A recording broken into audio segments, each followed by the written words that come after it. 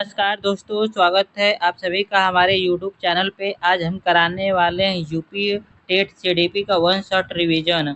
आज की क्लास आपके लिए बहुत ज़्यादा इम्पोर्टेंट होने वाली है, तो वीडियो को बिल्कुल भी स्किप मत कीजिए, क्योंकि एक भी पॉइंट मिस हुआ तो एग्ज़ाम में नुकसान हो सकता है।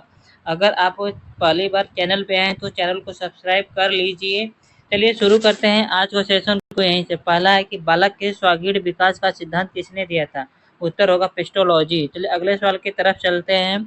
अगला सवाल है कि शिक्षा का प्रथम विद्यालय कौन सा है? तो उत्तर होगा परिवार होगा। चलिए अगले सवाल की तरफ चलते हैं। तीसरा क्वेश्चन करा है कि मनोविज्ञान का जनक किसे कहा जाता है? तो विलियम जेम्स। चलिए अगले सवाल की तरफ चलते हैं। बुद्धि परीक्षण का जनक कौन है? बिने और साइमन है। चलिए अगले सवाल की तरफ चलते हैं। आई आईक्यू का सूत्र किसने दिया था? उत्तर होगा टर्मन।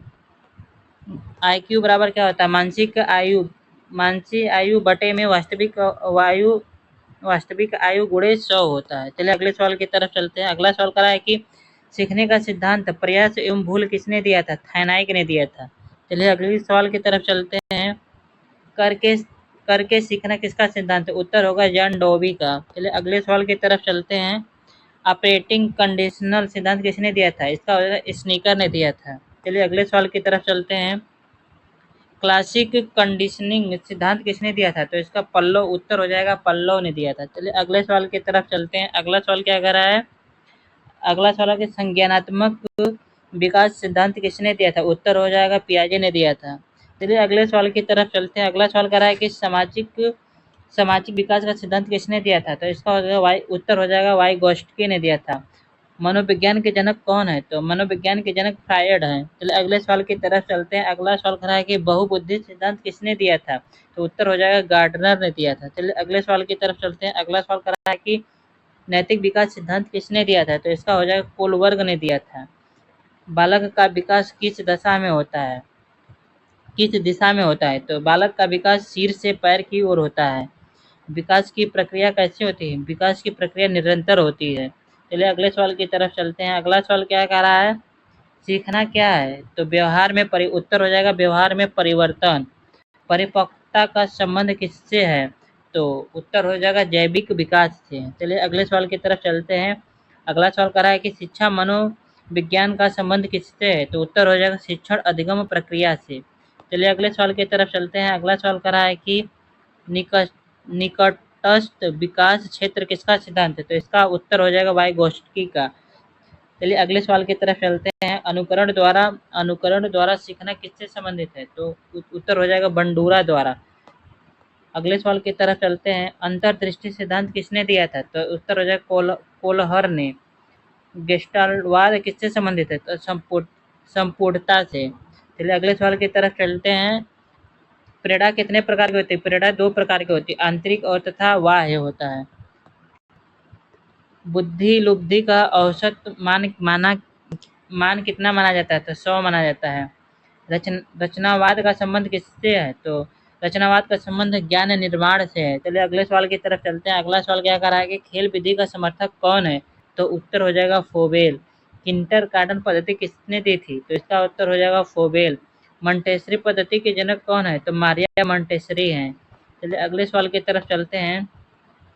शिक्षा जीवन की तैयारी नहीं है, स्वयं जीवन है। तो किसने कहा था? जॉन डोबी ने कहा था। चलिए अगले सवाल की तरफ चलते हैं। अगला सवाल कर रहा है कि समाजीकरण का प्रथम साधन क्या है? तो उत्तर हो जाएगा परिवार है। बाल केंद्रित शिक्षा का समर्थन किसने किया था? तो उत्तर हो जाएगा रूसो ने किया था। विकास और वृद्धि में संबंध क्या है? तो वृद्धि विकास का भाग है। चलिए अगले सवाल की तरफ चलते हैं। सीखने का विकास सबसे प्रभावी माध्यम क्या है? तो उत्तर हो जाएगा क्रिया हो जाएगा। व्यक्ति मापन की प्रक्षेपी विधि क्या है? टीएटी है।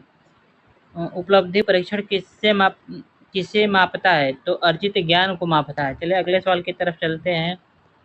बुद्धि जन्मजात मानी जाती है, किसके अनुसार? तो उत्तर हो जाएगा गाल्टन के द्वारा। सृजनात्मकता का सिद्धांत का संबंध किससे है? तो उत्तर हो जाएगा नवीन विचारों से है। ध्यान आकर्षित करने के लिए प्रमुख साधन क्या है? तो उत्तर हो जाएगा रुचि हो जाएगा। चलिए अगले सवाल की तरफ चलते हैं। अगला सवाल कर रहा है कि बालक में जिज्ञासा किस आयु में अधिक होती है? तो उत्तर हो जाएगा बाल्यावस्था में। किशोरावस्था को तनावावस्था किसने कहा था? स्टेन हॉल ने कहा था। चलिए अगले सवाल की तरफ चलते हैं। अगला सवाल कह रहा है कि सीखने का वक्रीय किससे संबंधित है? तो उत्तर हो जाएगा अभ्यास से संबंधित है। अगला सवाल है कि अभिप्रेरणा का मुख्य कार्य क्या है? तो व्यवहार को दिशा देना है। चलिए अगले सवाल की तरफ चलते हैं। अगला सवाल कह रहा है कि समानता का सिद्धांत किससे जुड़ा है? तो गेस्टाल्ट से जुड़ा है। समावेशी शिक्षा का उद्देश्य है? तो उत्तर हो जाएगा सभी को समान शिक्षा देना। चलिए अगले सवाल की तरफ चलते हैं। दिव्यांग शिक्षा का अधिकार किससे जोड़ा गया है? तो उत्तर हो जाएगा समावेशी शिक्षा से। चलिए अगला सवाल की तरफ चलते हैं। मंद बुद्धि बालकों का आईक्यू कितना होता है? तो 70 से कम होता है। प्रतिभाशाली बालकों का आईक्यू कितना होता है? तो 140 से अधिक होता है।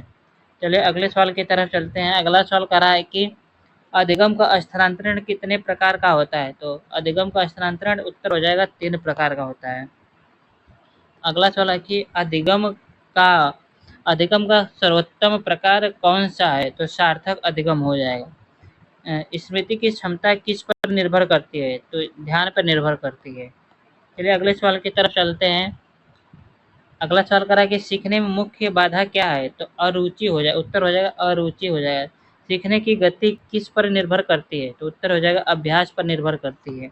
चलिए अगले सवाल की तरफ चलते हैं। अगला सवाल करा है कि बच्चों की कल्पना शक्ति किस आयु में अधिक होती है? तो 4 से 8 वर्ष की आयु में अधिक होती है। रचनात्मकता को किससे बढ़ाया जा सकता है? तो स्वतंत्रता से बढ़ाया जा सकता है। चलिए अगले सवाल की तरफ चलते हैं। अगला सवाल क्या कर रहा है कि शिक्षा का मूलधार क्या है? तो मनोविज्ञान है। अगला सवाल है कि व्यक्ति निर्माण में किसकी भूमिका महत्व होती है? तो उसके परिवार की महत्व होती है। चलिए अगले सवाल की तरफ चलते हैं। किशोरावस्था में शारीरिक परिवर्तन किसके कारण होता है? तो हार्मोन के कारण होता है।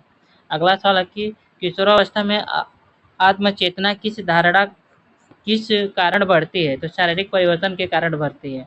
अगला सवाल है कि भाषा विकास का प्रारंभ कब होता है? तो जन्म के समय से होता है। चलिए अगले सवाल की तरफ चलते हैं। अगला सवाल कर रहा है कि भाषा विकास का प्रमुख सिद्धांत किसने दिया था? तो उत्तर हो जाएगा स्निकर ने दिया था। बालक की मातृभाषा का विकास किससे होता है? तो उसका उत्तर हो जाएगा परिवेश से होता है। चलिए अगले सवाल की तरफ चलते हैं। अगला सवाल का क्या कह रहा है? ध्यान की अवधि किस आयु में कम होती है? तो छोटे बच्चों में कम होती है। शिक्षण में सहायक साधन क्या कहलाते हैं? टीएलएम कहलाते हैं। चलिए अगले सवाल की तरफ चलते हैं। अगला सवाल का शिक्षण का मनोवैज्ञानिक आधार क्या है? तो इसका उत्तर हो जाएगा अधिगम है। चलिए अगले सवाल की तरफ चलते हैं। अधिगम के लिए आवश्यक क्या है? तो अधिगम के लिए आवश्यक अभिप्रेरणा है। कक्षा में अनुशासन बनाए रखने के लिए सर्वोत्तम तरीका क्या है? तो कक्षा में अनुशासन बनाए रखने के रोचक शिक्षण है। शिक्षक का प्रमुख कार्य क्या है? तो मार्गदर्शन करना है। चलिए अगले सवाल की तरफ चलते हैं। अगला सवाल कर रहा है कि उपलब्धि प्रेरणा का संबंध किससे है? तो सफलता से है। असफलता से क्या पैदा होता है? हीनता बोध पैदा होता है। चलिए अगले सवाल की तरफ चलते हैं। हीनता बोध की पूर्ति कैसे होती है? तो श्रेष्ठता की भावना से पूर्ति होती है। कक्षा में कमजोर विद्यार्थियों की मदद कैसे करें? तो व्यक्तिगत ध्यान से किया जाता है। चलिए अगले सवाल की तरफ चलते हैं। अगला सवाल कर रहा है कि शिक्षण की सर्वोत्तम विधि क्या है? तो बाल केंद्रित विधि है। चलिए अगले सवाल की तरफ चलते हैं। अगला सवाल कर रहा है कि मूल्यांकन की सर्वोत्तम विधि कौन सी है? निरंतर व्यापक मूल्यांकन। निदात्मक परीक्षण का उद्देश्य क्या है? कमजोरी जानना। चलिए अगले सवाल की तरफ चलते हैं। अगला सवाल कर रहा है कि उपचारात्मक शिक्षण किसके लिए है? तो कमजोर छात्रों के लिए है। शिक्षण योजना में सबसे पहले क्या होता है? उद्देश्य निर्धारण होता है। पाठ्य योजना का मुख्य भाग क्या है? शिक्षण अधिगम प्रक्रिया है। चलिए अगले सवाल की तरफ चलते हैं। अगला सवाल क्या कर रहा है? अच्छे शिक्षक के गुण क्या है? सहानुभूति, धैर्य तथा ध्यान है। माता पिता और शिक्षक में संबंध कैसा होना चाहिए? तो सहयोगात्मक होना चाहिए। चलिए अगले सवाल की तरफ चलते हैं। अगला सवाल है कि विद्यालय का वातावरण कैसा होना चाहिए? तो सकारात्मक होना चाहिए। कक्षा कक्ष का आकार कैसा होना चाहिए? तो मध्यम होना चाहिए। चलिए अगले सवाल की तरफ चलते हैं। अगला सवाल है कि अगला सवाल का क्या कह रहा है कि सीखने की शैली कितने प्रकार की होती है। सीखने की शैली 3 प्रकार की होती है। चलिए अगले सवाल की तरफ चलते हैं। श्रवण शैली से सीखने वाला कैसा होता है, तो सुनकर सीखा जाता है। चलो अगले सवाल की तरफ चलते हैं। अगला सवाल क्या कह रहा है, अगला सवाल कह रहा है कि दृश्य शैली से सीखने वाला कैसा होता है, तो दृश्य शैली से माने देखकर सीखना होता है। स्पर्श शैली से सीखने वाला कैसा होता है, तो करके सीखता है। अगला सवाल है कि समूह शिक्षण का लाभ क्या होता है, सहयोग की भावना का जागृत होना। चलिए अगले सवाल की तरफ चलते हैं। अगला सवाल है कि शिक्षक खेल का शिक्षा में क्या महत्व है, तो उत्तर हो जाएगा स्वागीण विकास करना होता है। शारीरिक विकास का संबंध किससे है, तो शारीरिक विकास का संबंध स्वास्थ्य से है। पहले अगले सवाल की तरफ चलते हैं। अगला सवाल करा है कि मानसिक स्वास्थ्य का आधार क्या है, तो उसका जो संतुलित मन है। चलिए अगले सवाल की तरफ चलते हैं। अगला सवाल क्या करा है, स्वस्थ मन के लिए क्या आवश्यक है, तो तनाव मुक्त जीवन आवश्यक है। चलिए अगले सवाल की तरफ चलते हैं। अगला सवाल करा है कि बालक के विकास के 4 आयाम कौन कौन से हैं, तो पहला हो जाएगा शारीरिक, दूसरा हो जाएगा मानसिक, तीसरा हो जाएगा सामाजिक, चौथा हो जाएगा भावात्मक। अगला सवाल है कि जीवन कौशल शिक्षा का उद्देश्य क्या है, तो उत्तर हो जाएगा जीवन में सफलता। चलिए अगले सवाल की तरफ चलते हैं। अगला सवाल क्या करा है, अगला सवाल कि शिक्षा में प्रौद्योगिकी का क्या उपयोग और क्यों है, तो प्रभावी शिक्षण के लिए है। अगला सवाल है कि बाल अधिकारों का संबंध किससे है, तो बाल संरक्षण से है। अगला सवाल क्या कर रहा है कि राष्ट्रीय शिक्षा नीति 2020 का लक्ष्य क्या है, तो उत्तर हो जाएगा समग्र विकास करना।